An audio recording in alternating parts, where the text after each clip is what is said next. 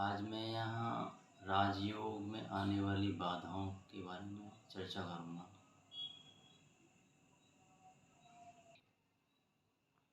जब हम राजयोग सीखते हैं या हमें उत्सुकता होती है कि हम योग अथवा ध्यान को करें, तो आप यह देखें कि मैं योग अथवा ध्यान क्यों कर रहा हूँ, मेरे जीवन का उद्देश्य क्या है। अगर आपके जीवन का उद्देश्य संसार की सफलता, संसार की वासनाएं, संसार की तृष्णाएं, संसार की कामनाएं, अगर ये आपका उद्देश्य है तो योग अथवा ध्यान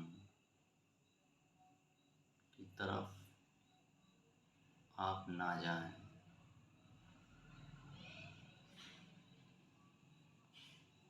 और यदि आपका उद्देश्य मन की शांति,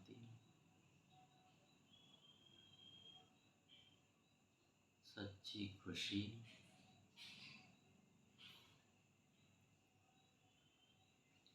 संसार, किसी विषय वस्तुओं से वैराग्य पाने की कामना अगर है, तो ही आप ध्यान और योग में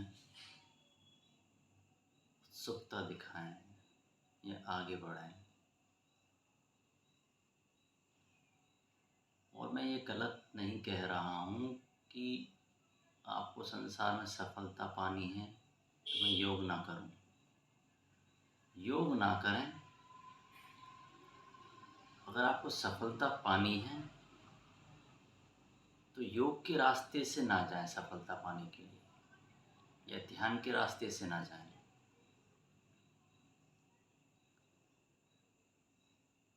क्योंकि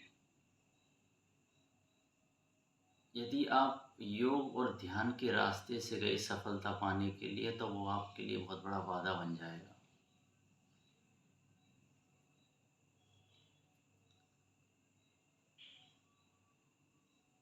क्योंकि योग और ध्यान मन की शांति के लिए है, हृदय की शांति के लिए है,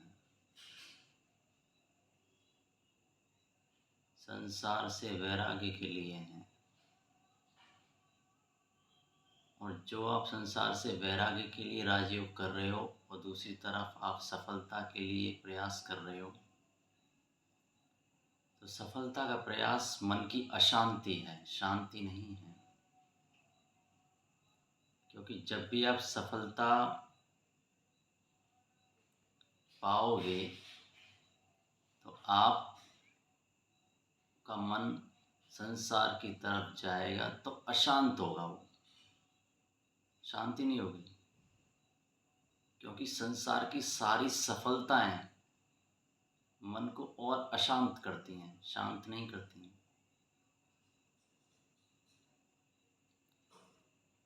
क्योंकि यदि आपको समझ है, यदि आपको समझ है कि सफलता अगर मुझे मिल गई तो उस सफलता से मेरा अहंकार, मेरा घमंड तो नहीं बढ़ जाएगा, मेरी कामनाएं और तो नहीं बढ़ जाएंगी। अगर ये कामनाएं, तृष्णाएं और बढ़ गई तो फिर वो मन और अशांत हो जाएगा।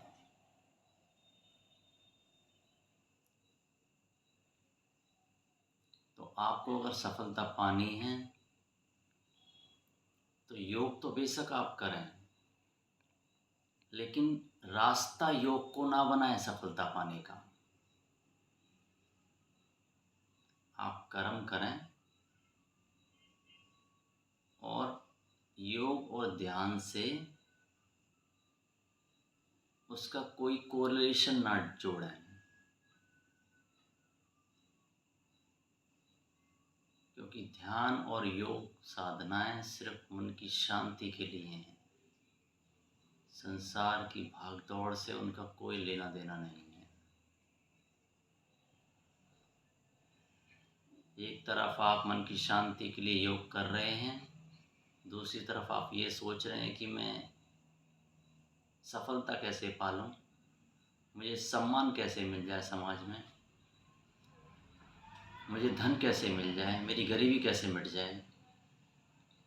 तो गरीबी मिटाने के लिए योग और ध्यान का प्रयोग ना करें।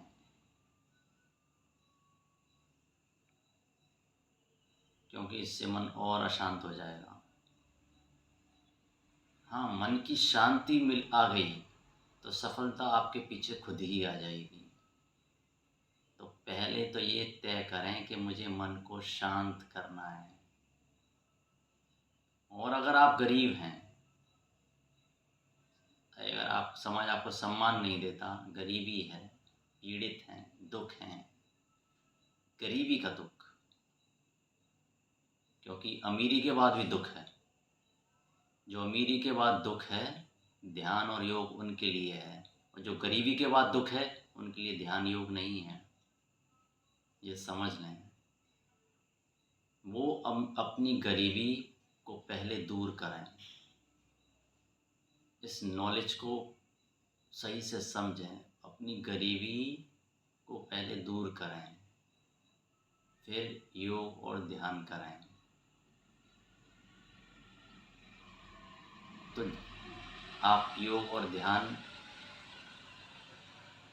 गरीबी मिटाने के लिए ना करें, मन की शांति के लिए करें पहले। और जब आप योग करेंगे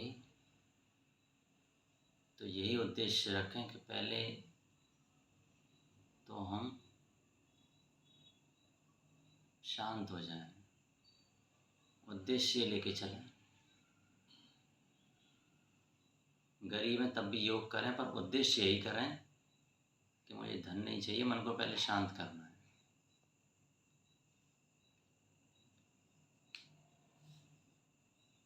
इसके बाद ही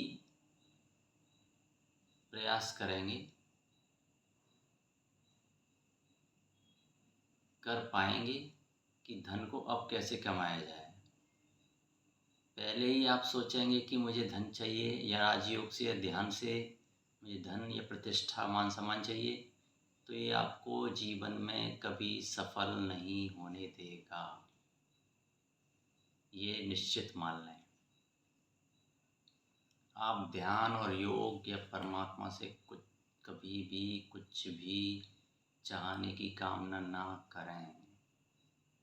पहले तो सारी, क्योंकि ध्यान और योग साधनाएं कामनाओं से सर्वथा परे हैं। अब मैं राजयोग को जैसे जैसे आप करोगे उसके बारे में और भी चर्चा करूँगा आगे अगली वीडियो में। आज के लिए सिर्फ इतना ही कहना चाहूँगा। नमस्कार।